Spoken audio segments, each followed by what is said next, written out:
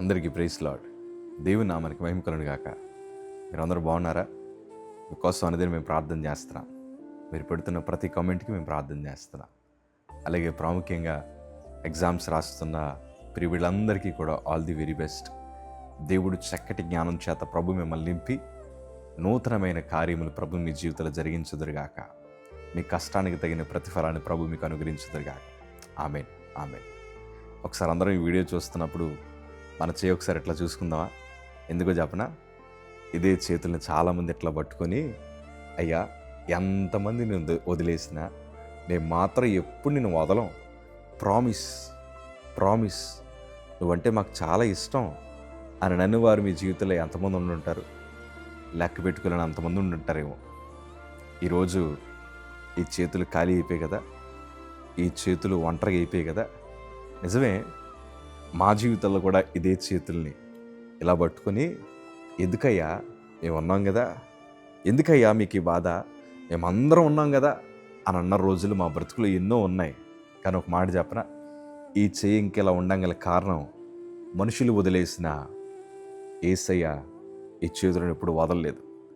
ప్రియ సంఘం, ఒక మాట చెప్తాను, దేవుని మనసు చాలా ఉన్నతమైంది, దేవుని మనసు చాలా గొప్పది. ప్రభు వాక్యలు ఈ మాట తెరుద్దాం ఒకసారి.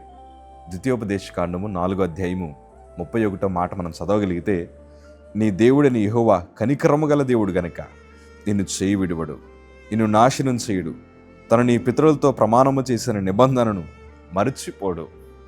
మనుషులైనా మనల్ని మర్చిపోతారేమో కానీ దేవుడు మనకి ఏదైతే నిబంధన చేశాడో ప్రభు మర్చిపోడయ్యా.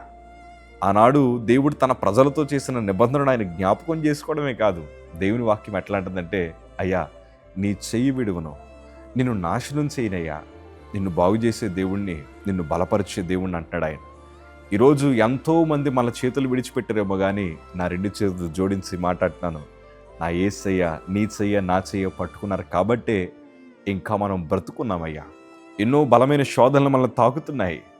ఎంతోమంది మనల్ని మోసం చేసిన వారు ఉన్నారు, ఎంతోమంది మనల్ని తృణీకరించిన వారు ఉన్నారు. హృదయం మీద గాయం పెట్టి మనల్ని వేధించిన వారు, శోధనలోకి నెట్టివేసిన వారు ఎంతోమంది ఉన్నారు. అయినను మనం ఇంకెలా బ్రతుకున్నామంటే గల కారణం ఏంటి తెలుసయ్యా? యేసయ్య మన చేతులు పట్టుకున్నారండి. మనల్ని నాశనం చేసే దేవుడు కాదైన, ఆయన మనకిచ్చిన వాగ్దానాన్ని ప్రభు మర్చిపోయే దేవుడు కాదు. కాలాలు మారినా, యుగాలు మారినా నా ప్రభు మారడయ్యా. ఈరోజు మనకది సంతోషకరమైన వార్త. ఈరోజు నీ చెయ్యి ప్రభు విడిచిపెట్టలేదు. ధైర్యంగా ఉండు. ఆత్మహత్య చేసుకోవాలని, ఇంట్లోంచి బయటికి పారిపోవాలని, లేకపోతే రకరకాల ఆలోచనలు కలిగి నువ్వు బ్రతకొద్దు. ధైర్యం కలిగి జీవించు. నీ చెయ్యి పట్టుకున్నాడు అంటే విడిచిపెడ్డాయన. శోధనను జయించే శక్తిని ప్రభు నీకు ఇస్తాడు. బలాన్ని ప్రభా, శక్తిని ప్రభాని ప్రార్థన చేయడం నీ బాధ్యత. ప్రార్థన చేస్తూనే ఉండు. యెహోవా వైపు ఎదురు చూచువారు నూతన బలము పొందుకున్నట్లు ప్రభు నీ చేతులను బలపరచుదురుగాక. దేవుడి నీ జీవితంలో ఉన్నతమైన కార్యములు జరిగించుదురుగాక. ధైర్యంగా ఉండండి. మీరు కూడా ప్రభు చేతులను ఎప్పుడు విడిచిపెట్టకండి. God bless you.